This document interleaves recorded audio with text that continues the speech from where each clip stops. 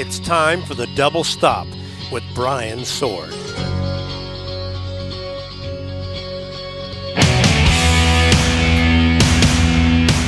Welcome to the Double Stop. I'm Brian Sword. This week I have PJ Farley from Trixter on the show, talking about the new Trixter album, Human Era, as well as his history and the history of the band. You'll notice that this interview isn't quite the usual 90-minute behemoth you may have been getting used to, but there's still lots of good stuff covered. You get a very good look into his history. He was just a little more succinct in his answers than we're used to. So I'll be succinct too. This is PJ Farley.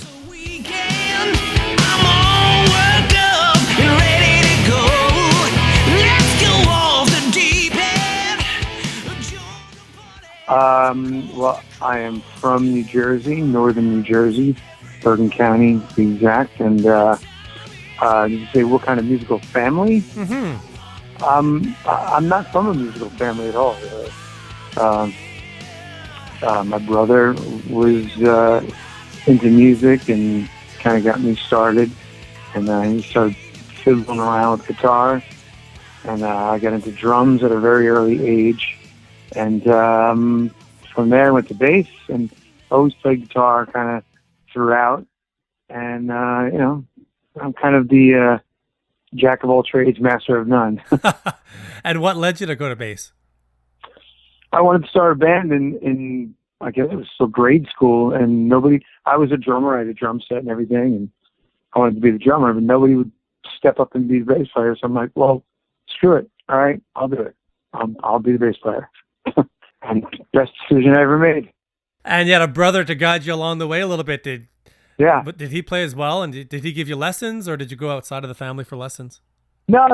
He didn't. No, he just kind of messed around. He wasn't a everyday practice or anything. He would pick it up when he felt like playing around, but nothing serious or diligent about. And then for you to learn the instrument, were you self-taught or did you take lessons? How'd that go? I just listened to my favorite records and picked it up by ear. Totally ear trained, and years later I went back and learned some music theory and stuff just to I learned how. I was taught how to read music like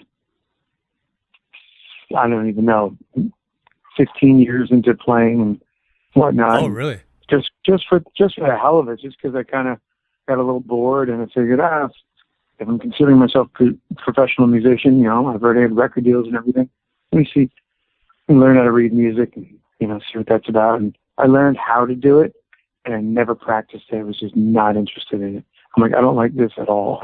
I took some stuff away from it, but the thought of reading music off charts is just completely the opposite of why I do it in the first place. Couldn't get with it. And tell me about your first bands then. My first band was just a band, a couple of guys that were a little older than me. Just playing some Black Sabbath covers, Iron Maiden covers, and playing the roller rink.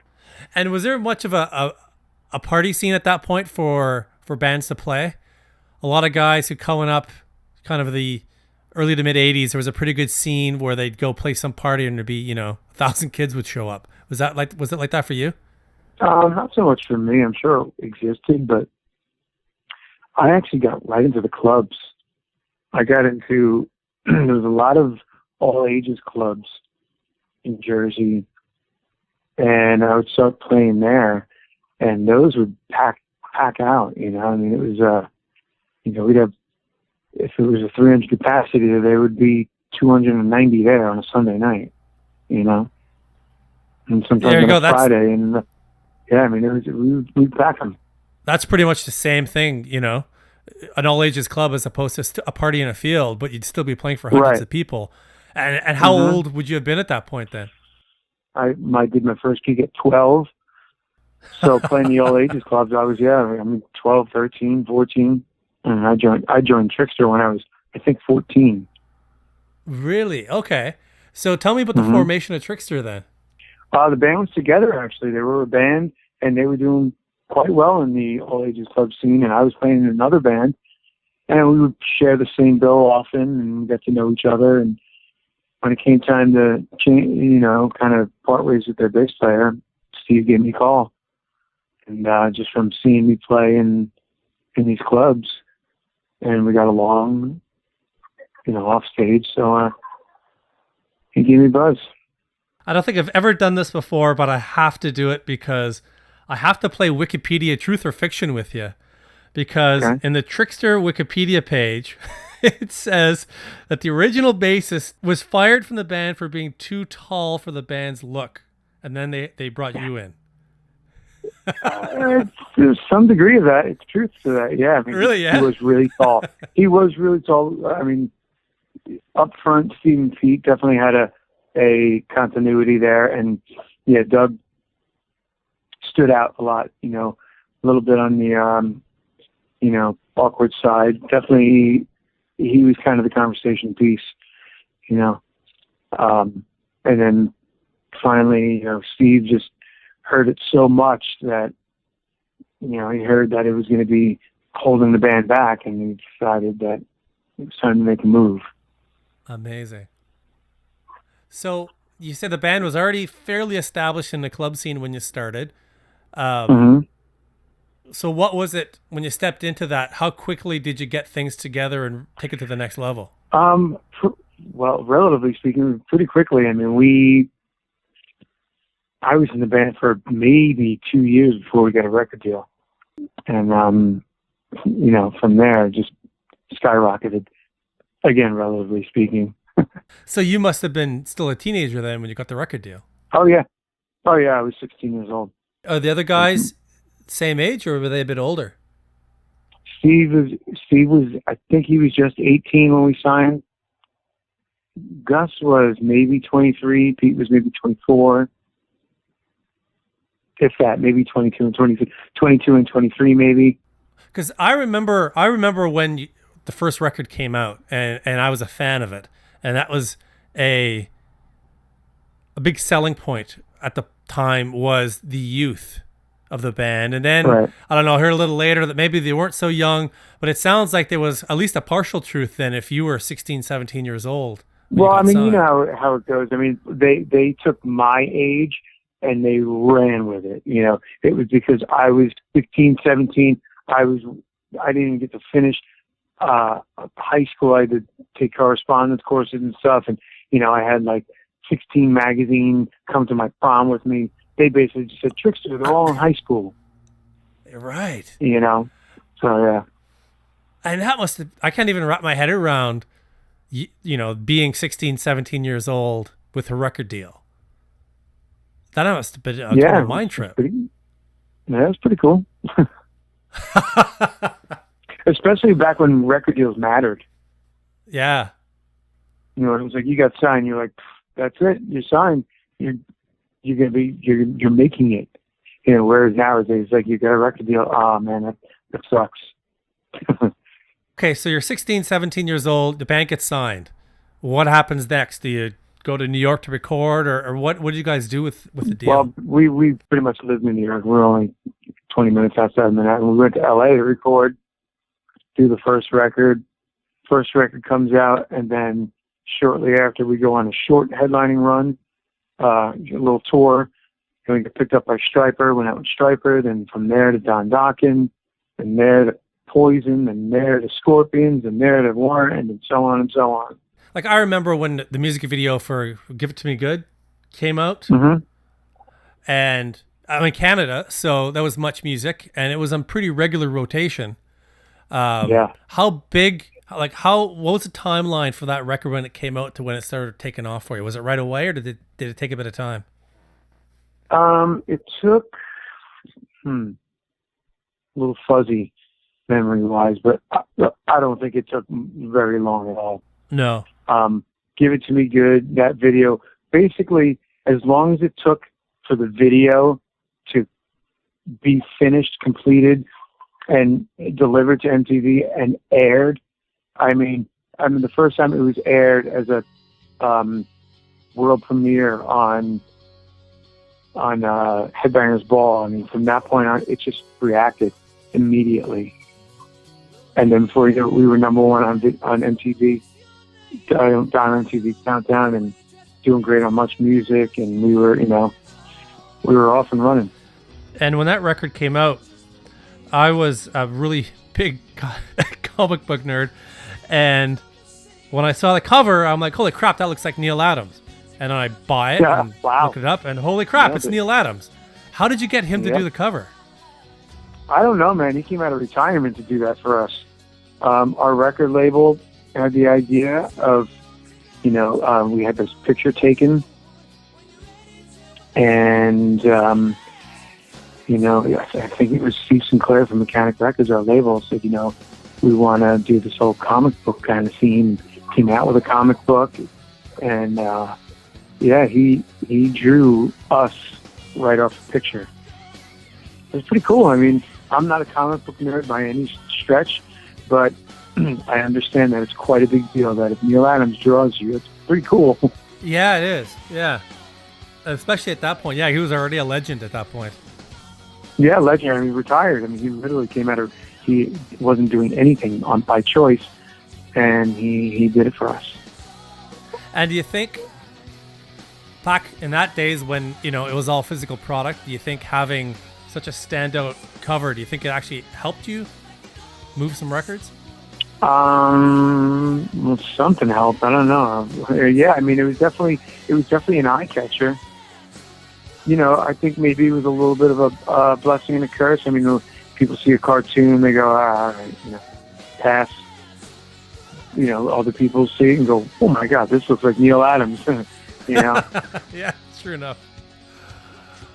So tell me about, again, I'm a little, the age thing, when you're on tour with Poison and Don Dokken at 18 now, you must have some pretty good war stories. None that I'm supposed to speak of.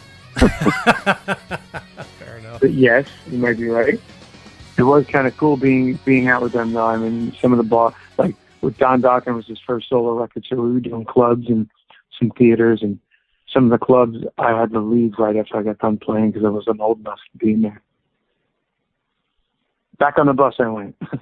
Off to the bus where the party was. I'm sure there was a party there too. The real party was anyway, yeah. Yeah, that's right.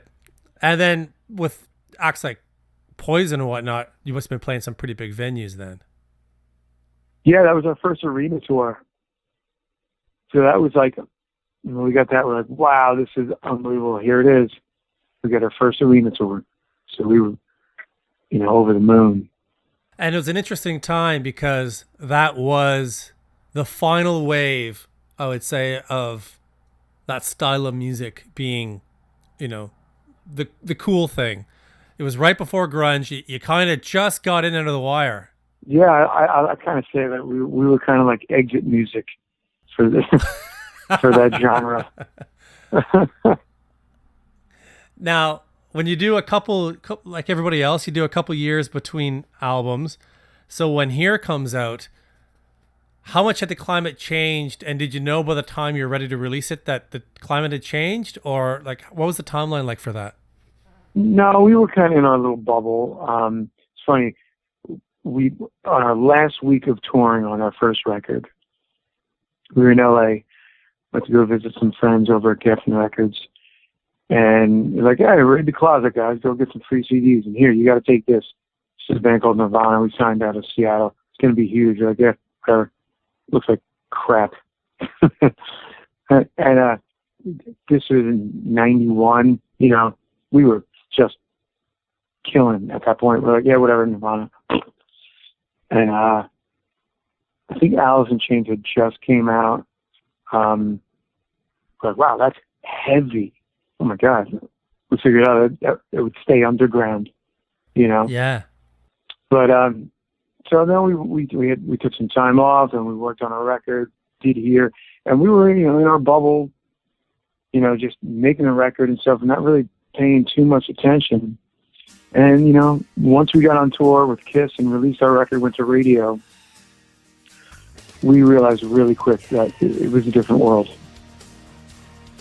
Things changed literally day to day. We just weren't getting ads at radio. Nobody was playing our record. Nobody was playing anybody's record. And it was over. Now, when that record doesn't do what the first one did, How did you guys, what did you guys do to regroup after that? We just kind of milked it, you know. We finally went on a long headlining tour. We went to Japan, you know, and then the label dropped us, which, you know, we saw coming, obviously. And we kind of just said, all right, well, we're all still very young. I mean, let's just put it to bed just put it to bed. You know, we're not getting any work here. Nobody wants anything from us right now. So me and Steve started some bands. We started a band called Throwing Rocks, which formed into 40 Foot Ringo. And we made a lot of ground with that band and came very close to a couple of record deals. And we put a record out independently. Actually, it was through a European label called Archival Records. And and then people really enjoyed that record. So we did that, and then that formed into another band called Stereo Fallout. And so, I mean, really kept us busy. And then throughout that time, I joined a band called Ra, that was signed to Universal Records, and continued to make records and tour with them for up until really last year. And I kind of had a whole new career with them in a hard rock, active rock world, you know, with all the up and coming bands and playing with, you know, the Godsmacks and the Seven Dusts and the Corns and all those bands. You know, it's just, I kind of snuck my way in to this world, you know, unbeknownst to that crowd that, you know, where I came from. It's funny, the people who knew me were the bands that I was playing with. I would, you know, I go on tour with Stone Sour, and Corey Taylor, he comes up to me, he's like, I bought that Covers record. I saw you guys in Iowa. You know, I'm a huge fan. You know, I've been to his house, and all these guys that we play with, you know, I mean, for Audio Slave, all these guys come out of the woodworks are all Trixter fans. That's amazing. I love it. Yeah, pretty funny. And then that kept me busy up until, you know, then 2008, we kind of took a little hiatus with Ra, and we put Trixter back together. And then at some point, I was juggling both of them, and then put Ra back to sleep. Then I joined Lita Ford's band for 3.5 years and played with her. Still on the sidelines with doing Trixter too, juggling both. And, you know, now it's just Trixter all the way. Now, when Trixter did decide to get back together again, what was the impetus for that? Was it Frontiers said, hey, you know, I want you guys to come back together and I'll give you a deal? Or was there a whole other reason, or did you just decide it was time? Like, what led to that reunion? It was really Steve's idea. You know, Steve had been talking to our now booking agent and, you know, just kicking around the idea and, you know, brought it to us and wanted to do some shows, do some festivals and whatnot. And, you know, so we did. Eventually, all agree and got back to Rocklahoma in 2008 and kind of spiraled from there. And then 2010, Frontiers just came to us and said, hey, you guys want to do a record? So we did one, and turned out what we thought was great. Everybody really liked it. I mean, it was really well received. And then last year they said, you want to do another one? And then here we are at Human Era. What is the process for recording a new Trixter album? Are you guys spread out all over the place and it's done by email, or are you still fairly close together? Yeah, Pete lives in Phoenix, Arizona, but the three of us, me, Mark, and Steve, live within a half hour of each other. Me and Steve are only 10 minutes apart. We go to his house and record everything, and it works out really easy. When you got the gig with Lita Ford, which was clearly an interesting time with her in her career, she was just making her comeback, and you got Bumblefoot in the band too. How did you get involved in that band? A mutual friend, actually, a guy that was helping booking some of her European dates, was a friend of mine from Long Island, New York, and he kind of put Bumblefoot in the band too, and his drummer, and she needed a bass player like right away, and wanted it to be, you know, kind of an East Coast guy because she was in Florida at the time, and you know, Bumblefoot was living in Jersey too, and he called me, and I learned 15 songs in a day and flew down to our house the next day.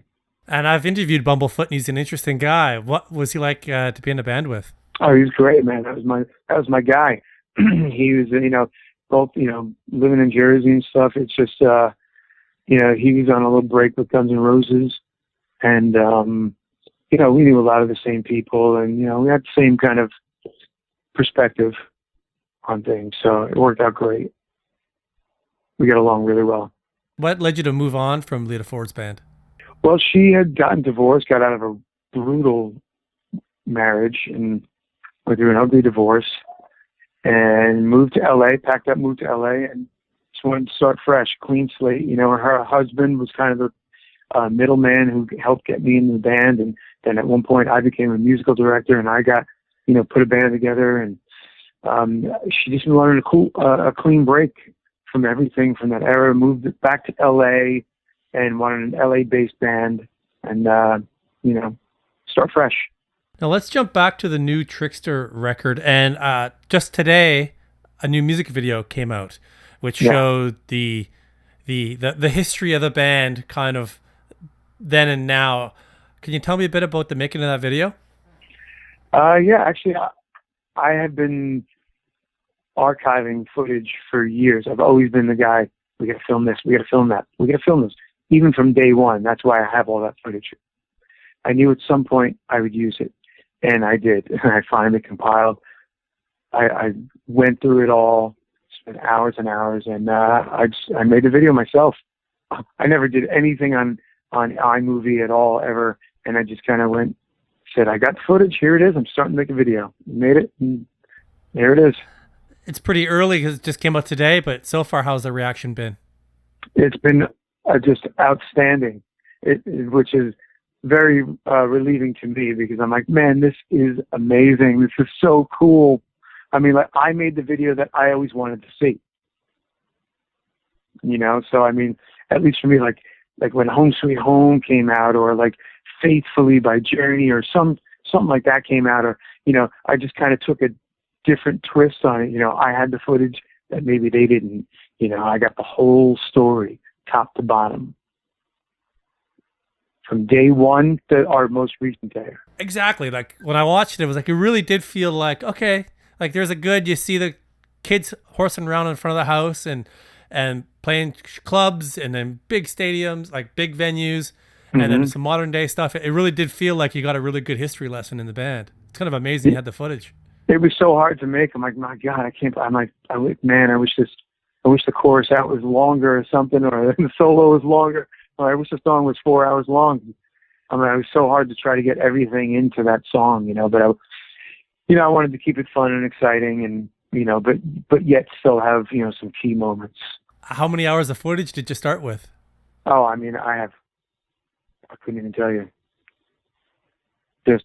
I really couldn't. I mean, it's a hard drive full of all stuff. And that's just the stuff, the clips that I took. I mean, I have hours and tapes of footage that's still there that I didn't digitize yet. So there's a documentary waiting to be had. That's essentially why I started digitizing everything in the first place. Oh, interesting. That'd be a good idea. Yeah. I got 2 kids. I got to see if I got that kind of time.